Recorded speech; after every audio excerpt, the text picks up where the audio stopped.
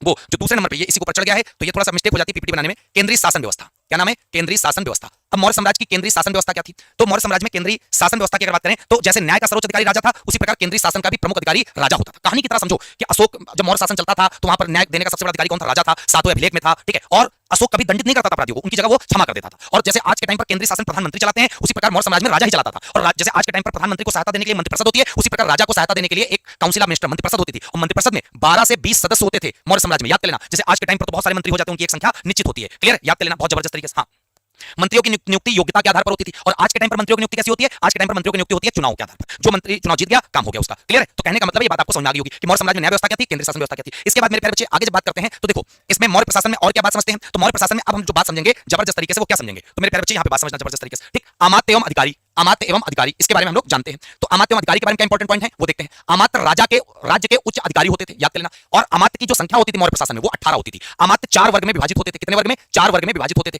अधिकारी राज्य के प्रशासन, न्याय, राजस्व, सेना आदि का कार्य देखते थे। बस इतना याद कर लेना। मौर्य काल में अमात्य की संख्या कितनी होती थी? तो उनकी संख्या 18 होती थी, क्लियर है? हाँ चलो, इतनी बात आपको समझ में आ गई होगी जबरदस्त तरीके से। फिर प्रांतीय प्रशासन देख लो। मौर्य साम्राज्य में जो प्रांत थे उनकी संख्या मेरे प्यारे बच्चे 5 थी। पेपर में बहुत प्यारा सवाल आता है। और प्रत्येक प्रांत का शासन कुमार के द्वारा किया जाता था या आर्यपुत्र के द्वारा किया जाता था। प्रांतों का विभाजन विषयों में किया जाता था, क्लियर है? जबरदस्त तरीके से। बस 2 पॉइंट इंपॉर्टेंट है और ये दोनों छोड़ दो। फिर उसके बाद जिला एवं ग्राम प्रशासक, ठीक। तो यहाँ पे ये ग्राम प्रशासन के बारे में बता दें हम आपको। ग्राम प्रशासन, ठीक। ग्राम प्रशासन के बारे में क्या इंपॉर्टेंट है? सबसे छोटी इकाई क्या होती थी? तो ग्राम होती थी। ग्राम का प्रधान क्या कहलाता था? ग्रामिक। जैसे आज के टाइम पर ग्राम के प्रधान को हम लोग सरपंच कहते हैं, प्रधान कहते हैं, शहरों में हम लोग सभासद कहते हैं। तो सारी चीजें आप सब बहुत अच्छे जानते होंगे, ठीक। ग्राम सभा ग्रामीण मामलों का संचालन करती थी। ग्राम स्तर पर कर वसूली और सुरक्षा व्यवस्था होती थी। बस इतना इंपॉर्टेंट है। सबसे ज्यादा सवाल ग्रामिक का यहाँ पर पूछा जाता है, क्लियर है? इसके बाद मेरे प्यारे बच्चे अब यहाँ पर आगे देख लो कि यहाँ पर नगर प्रशासन कैसा था मौर्य काल में। तो नगर प्रशासन 30 सदस्यों की समिति द्वारा संचालित होता था। एक पेपर में सवाल यही पूछा जाता है, यही हमने आपको बताया है कि मौर्य साम्राज्य में नगर प्रशासन कितने सदस्यों द्वारा? 30 सदस्यों की समिति द्वारा। कर व्यवस्था, राजस्व व्यवस्था क्या थी? तो मौर्य साम्राज्य में जो मुख्य मेन टैक्स होता था वो होता था भूमि कर, लैंड रेवेन्यू। उपज का 1/6 देना पड़ता था। अगर आपने ये मान लो 60 किलो गेहूं पैदा किया तो 60 किलो का 10 किलो आपको टैक्स के रूप में मौर्य साम्राज्य में देना पड़ेगा, क्लियर है? याद कर लेना बहुत अच्छे से। उसके बाद व्यापार कर, चुंगी कर, सिंचाई कर भी लिया जाता था, इतना इंपॉर्टेंट नहीं है। कर संग्रह का कार्य ये याद कर लेना राज्य अधिकारी द्वारा करते थे, क्लियर होगी बात? ये बात भी आपको समझ में आ गई होगी। इसके बाद मेरे प्यारे बच्चे आगे की तरफ जब देखते हैं तो जब आगे की तरफ मेरे प्यारे बच्चे जब देखते हैं पेज नंबर 17 चल रहा है यहाँ पर, ठीक है। तो आगे की तरफ क्या है? सेना व्यवस्था। मौर्य सेना बहुत शक्तिशाली थी। मैगस्थनीज के अनुसार, जो मैगस्थनीज इंडिका पुस्तक लिखे थे वो चंद्र मौर्य के टाइम पर आए थे, उन्होंने बताया था कि करीब 6 लाख पैदल सिपाही थे, 30,000 घुड़सवार थे, 9,000 हाथी थे, 8,000 रथ थे। और ये बात कोई और नहीं बताया, मैगस्थनीज ने अपनी पुस्तक इंडिका में बताया है। ये चीज याद कर लेना। सेना का संचालन युद्ध मंत्रालय द्वारा किया जाता था। जैसे आज के टाइम पर रक्षा मंत्रालय वो काम करता है। गुप्तचर व्यवस्था, जैसे आज के टाइम पर आईबी होता है,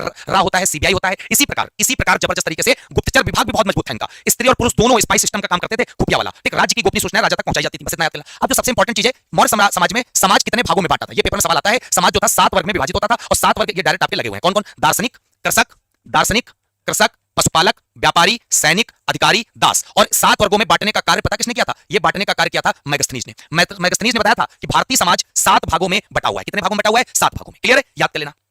समझ में आ गई? बहुत प्यारा। तो सारी चीजें हमने आपको बता दी है बेहतरीन तरीके से। इसके बाद मेरे प्यारे बच्चे हम लोग आगे बात करेंगे, लेकिन यहां पर एक पॉइंट मैं आपको जोड़ना चाहता हूं कि मौर्य शासन जो टोटल रहा वो 137 साल तक रहा। कितने साल तक? 37 साल तक। मौर्य शासन कितने साल तक रहा? 137 ईयर, 137 साल रहा। दूसरी बात, मौर्य शासन का अंतिम राजा कौन था? मौर्य वंश का अंतिम राजा कौन था? तो अंतिम राजा था बृहदत्त। कौन था? बृहदत्त, याद कर लेना, क्लियर है? अंतिम राजा जो था बच्चे वो था बृहदत्त, याद कर लेना। कौन? मौर्य साम्राज्य का अंतिम राजा। तो भैया मौर्य साम्राज्य समझ में आ गया। इसके बाद हम लोग बात करेंगे आगे की तरफ, लेकिन उसके पहले मैं चाहता हूं कि आप सब एक बार वीडियो को लाइक और शेयर ठोक दो और कमेंट करके मुझे बता दो कि आपको सबको सच में मजा आ रहा है। हाँ देखो भाई, मेरा काम है, हमने आपसे वादा किया है तो पढ़ाएंगे तो अच्छा पढ़ाएंगे, तो अच्छा हम आपको पढ़ाने की पूरी कोशिश कर रहे हैं। और अभी भी बहुत सारे बच्चे बहुत सारी कमी भी निकालेंगे, तो भाई निकालने दो भाई, कमी तो निकलेगी, ठीक है। कमी तो निकलनी तय है, उसमें कोई बड़ी बात है नहीं, ठीक है। तो कमी निकलनी तय है। चलो बेटा, लूसेंट का बुक है और आप सब अगर लूसेंट का बुक नहीं लियो तो ले लो, तो ज्यादा बढ़िया और मजा आएगा। ना लेना ना ले लो, तो तुम्हारी मर्जी, ठीक है। चलो कि सभी बच्चे वीडियो को जोरदार तरीके से लाइक और शेयर ठोक दें। ये क्लास है भाई सारे एग्जाम के लिए। चलिए पढ़ के तो देखो एक बार। यहाँ पर लिखा हुआ ब्राह्मण साम्राज्य। तो ब्राह्मण साम्राज्य की जब बात आती है तो बहुत अच्छे से पेपर में सवाल बनता है। कुछ मौर्य काल के बाद जो स्टार्ट हुआ था मेरे प्यारे बच्चे, उसका नाम था, बहुत अच्छे से याद कर लेना, उसका नाम था मौर्योत्तर काल। क्या बोलते हैं? मौर्योत्तर काल। और मौर्योत्तर काल में ही आता है क्या? मौर्योत्तर का मतलब समझते हो आप? मौर्योत्तर का मतलब होता है कि मौर्य काल के बाद का समय मौर्योत्तर काल कहलाता है, क्लियर है? दूसरी बात, मौर्योत्तर काल में जितने भी वंश का शासन करेंगे वो ब्राह्मण साम्राज्य माने गए। सारे के सारे ये कैसे होते हैं? ब्राह्मण होते हैं, ठीक है। ये सारे के सारे वंश कैसे थे बेटा? ब्राह्मण थे, बहुत अच्छे से याद कर लेना।